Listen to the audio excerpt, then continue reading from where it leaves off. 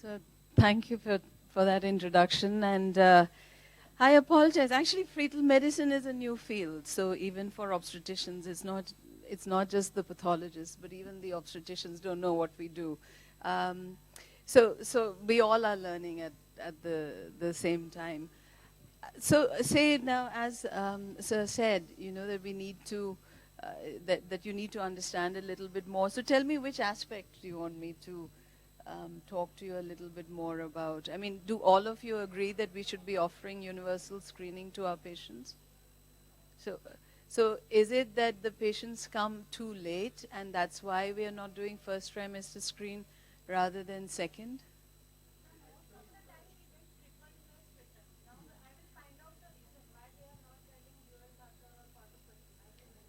Correct.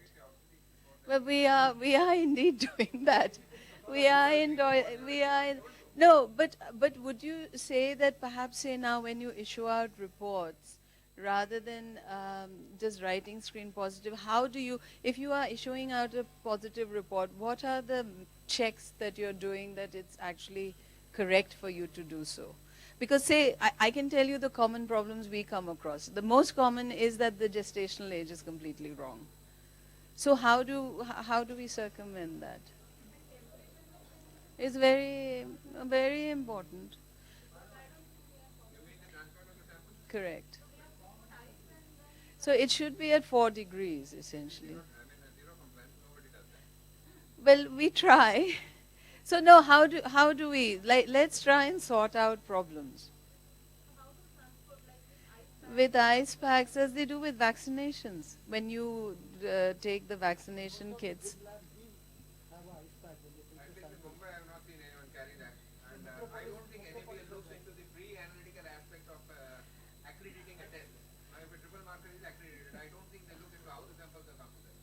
But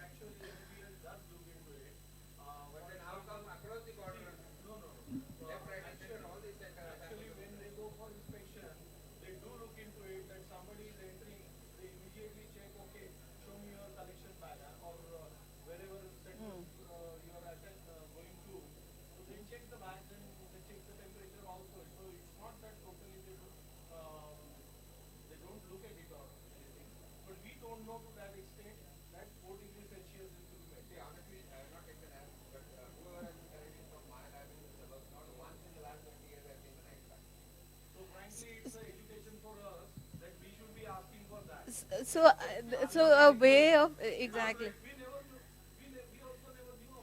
But have you not questioned that if you've been giving out a lot of screen positive reports in the summer months, and you may have found that in the last few months the screen positives suddenly go up. You have moms of beta HCG of 6, 7, that it is related to temperature.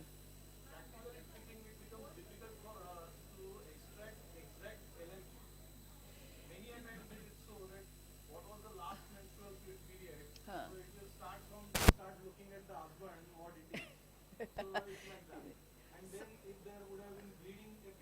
Yeah, then becomes. But why will you not use the dating scan as the correct?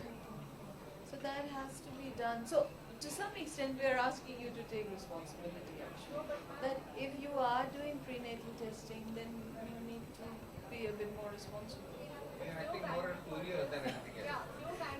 So, okay.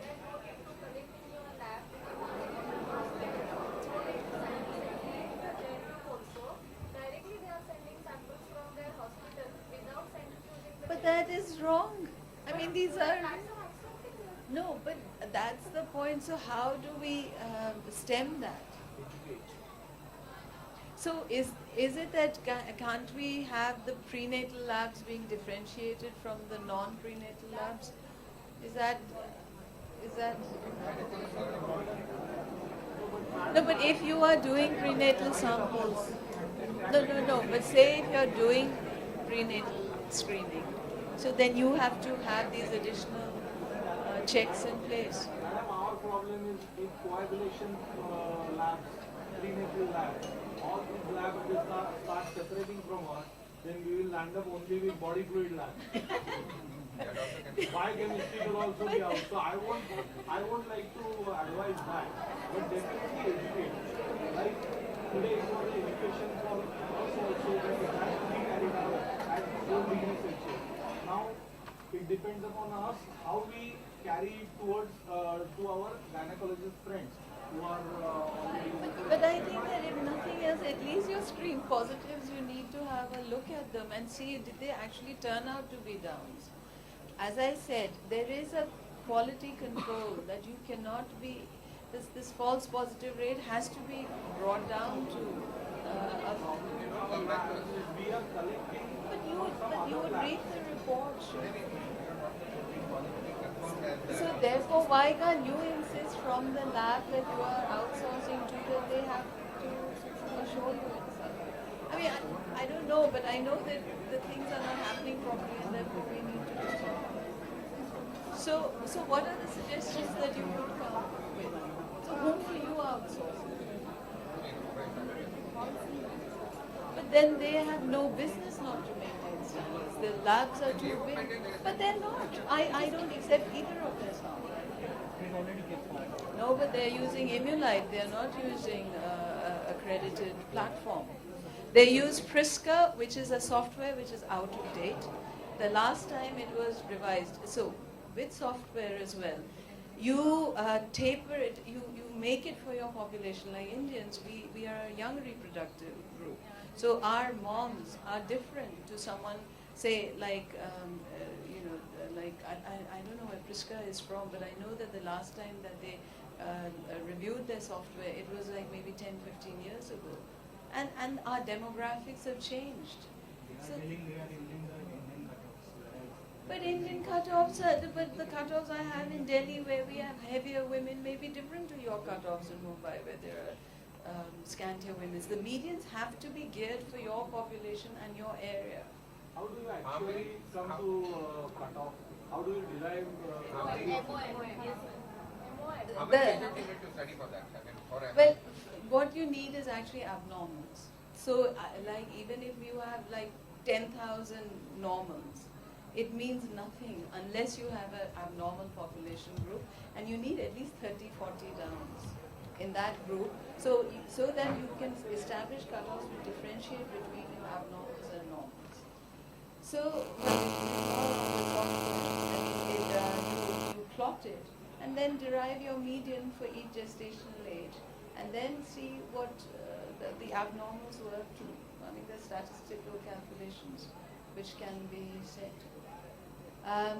But the point is, it has to be done. You know, it's a responsibility that you have to take.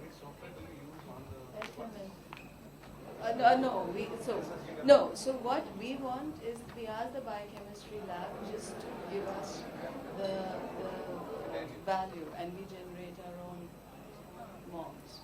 But that's on the FMF software.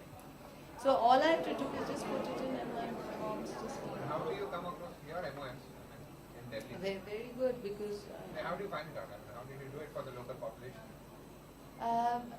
So initially, the first year or so, we used the Caucasian data, and then as more and more cases came in, it kept getting modified. So it's a continuous process. When the time lab uses whichever is given in the software, and the data is coming from the outside India, Caucasians, so it's yeah. not correlated, and the false positivity is increasing. But that's what, so you come down again to asking for standards. So unless you ask for it, they will not. Each lab derived their own data. So say, I mean, I can see the Roche people are here, but say if we tell the Roche people that your software that you're providing, have you validated it on our population, and tell us the number of abnormals you have. It's their responsibility to actually find out what happened to these patients. Because coordination is important. It is important. If we have seen quadruple is positive, then the result is negative. Yeah, but that is exactly what we're saying. But the thing is that unless you ask for it, you're not going to get it, because you can get away with it. So you need to demand. It's like it's like, you know, the obstetricians, they used to say initially that, well, the combined test is really expensive and we won't do it and we're happy just doing the nuchal scan, and that is not a good thing to do. It has to be with biochemistry. Biochemistry and ultrasound work together. And similarly the other way around, that, you know, a dual marker. So I mean, the practical problem, say for instance, if there are not enough ultrasound people and therefore you just want to use serum screening, then you know, what we're trying to introduce now in the first trimester is the so-called first trimester quad test. Because I told you, what we want is information across a range of problems. So the first trimester quad test would be the plasma-associated pregnancy protein, and the beta HCG, and the alpha-fetoprotein, which is predicting preterm labor, and PLGF. So we do the first trimester quad, and then also do the second trimester quad. And the softwares can integrate them.